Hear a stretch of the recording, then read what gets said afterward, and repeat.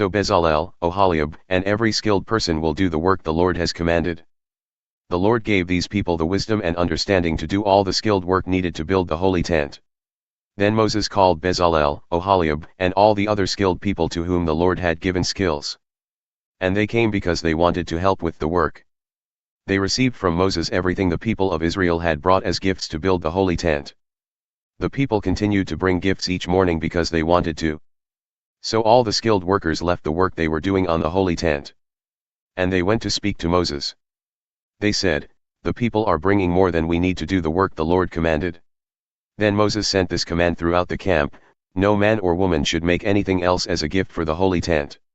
So the people were kept from giving more. What they had was already more than enough to do all the work. The holy tent. Then the skilled workers made the holy tent. They made the 10 pieces of blue, purple, and red cloth. And they sewed designs of creatures with wings on the pieces. Each piece was the same size. It was 42 feet long and 6 feet wide. 5 of the pieces were fastened together to make one set. The other 5 were fastened together to make another set. Then they made loops of blue cloth along the edge of the end piece on the first set of 5. They did the same thing with the other set of 5. There were 50 loops on one piece and 50 loops on the other piece. The loops were opposite each other. Then they made 50 gold hooks to join the 2 pieces together. So the holy tent was joined together as one piece.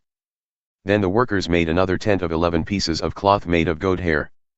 This was to put over the holy tent. All 11 pieces were the same size. They were 45 feet long and 6 feet wide. The workers sewed 5 pieces together into one set. Then they sewed 6 together into another set. They made 50 loops along the edge of the outside piece of one set. And they made 50 loops along the edge of the outside piece of the other set. Then they made 50 bronze rings to join the 2 sets of cloth together and make the tent one piece. Then they made 2 more coverings for the outer tent. One covering was made of male sheepskin colored red. The other covering was made of fine leather. Then they made upright frames of acacia wood. Each board was 15 feet tall and 27 inches wide. There were 2 pegs side by side on each frame. Every frame of the holy tent was made the same way. They made 20 frames for the south side of the tent. Then they made 40 silver bases that went under the 20 frames. There were 2 bases for every frame, one for each peg of each board. They also made 20 frames for the north side of the holy tent. They made 40 silver bases, 2 to go under each frame. They made 6 frames for the rear or west end of the holy tent and 2 frames for the corners at the rear of the holy tent. These 2 frames were joined together from the bottom to the top with a metal ring. They did this for each of these corners.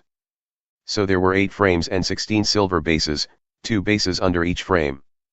Then they made crossbars of acacia wood to connect the upright frames of the holy tent.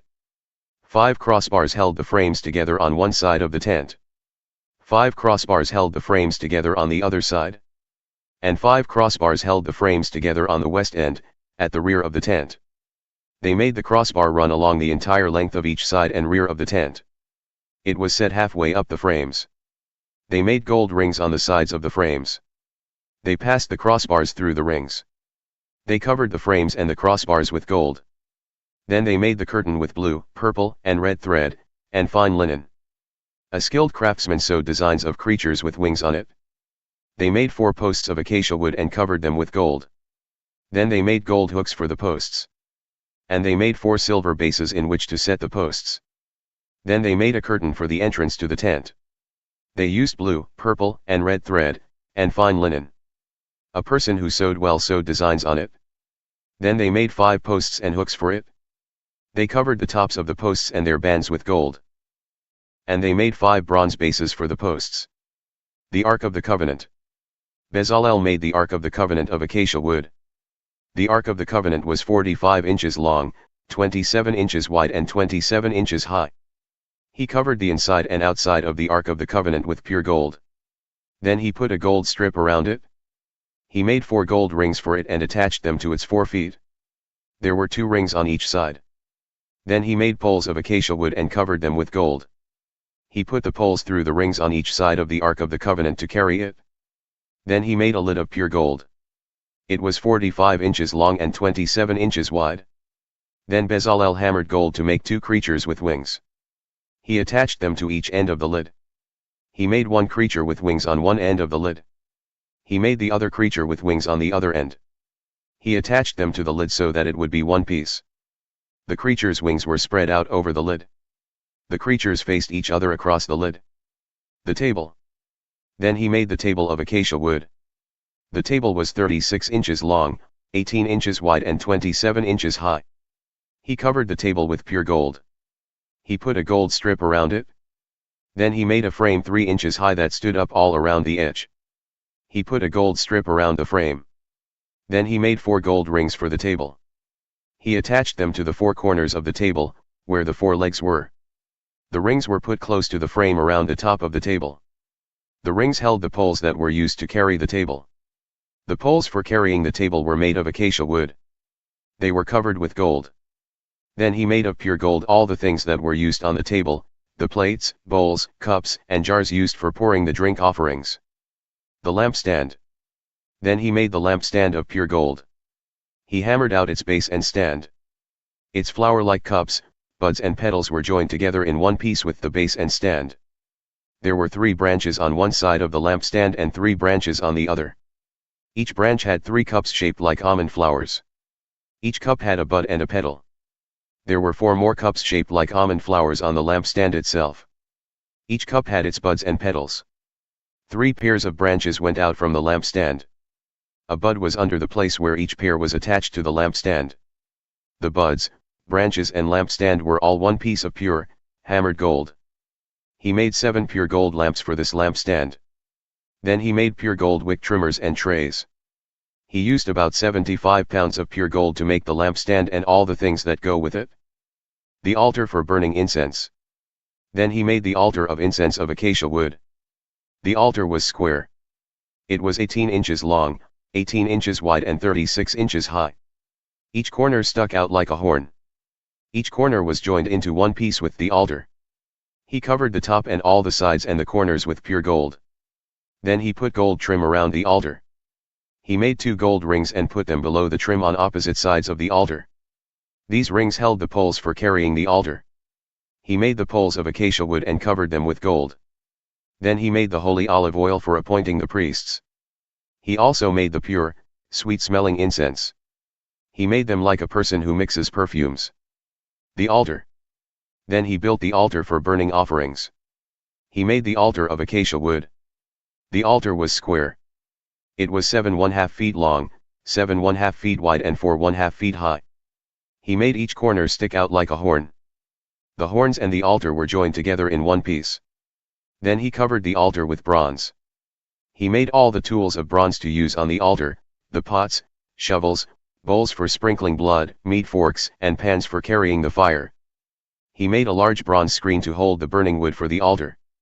He put the screen inside the altar, under its rim, halfway up from the bottom. He made bronze rings for holding the poles for carrying the altar. He put the rings at the 4 corners of the screen. Then he made poles of acacia wood and covered them with bronze. He put the poles through the rings on both sides of the altar. They were used for carrying the altar.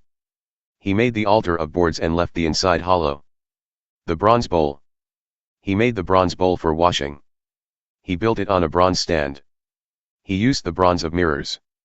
These mirrors belonged to the women who served at the entrance to the meeting tent. The courtyard of the holy tent. Then he made a wall of curtains to form a courtyard around the holy tent. On the south side the curtains were 150 feet long and were made of fine linen. The curtains hung on silver hooks and bands. These were on 20 bronze posts on 20 bronze bases. On the north side the wall of curtains was also 150 feet long. It hung on silver hooks and bands on 20 posts with 20 bronze bases. On the west side of the courtyard, the wall of curtains was 75 feet long. It was held up by silver hooks and bands on 10 posts and 10 bases. The east side was 75 feet wide. On one side of the entry there was a wall of curtains that was 22½ feet long. It was held up by 3 posts and 3 bases. On the other side of the entry there was a wall of curtains 22½ feet long. It was held up by 3 posts and 3 bases. All the curtains around the courtyard were made of fine linen. The bases for the posts were made of bronze. The hooks and the bands on the posts were made of silver. The tops of the posts were covered with silver also. All the posts in the courtyard had silver bands. The curtain for the entry of the courtyard was made of blue, purple, and red thread, and fine linen. It was sewn by a person who could sew well.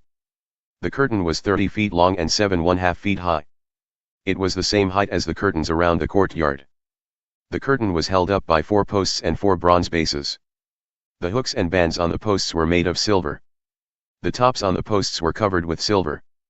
All the tent pegs for the holy tent and for the curtains around the courtyard were made of bronze. This is a list of the metals used to make the holy tent. This is where the 2 flat stones with the 10 commandments are kept. Moses ordered the Levites to make this list. Ithamar son of Aaron was in charge of keeping the list. Bezalel son of Uri made everything the Lord commanded Moses. Uri was the son of Hur of the tribe of Judah. Oholiab son of Ahisamach of the tribe of Dan helped him.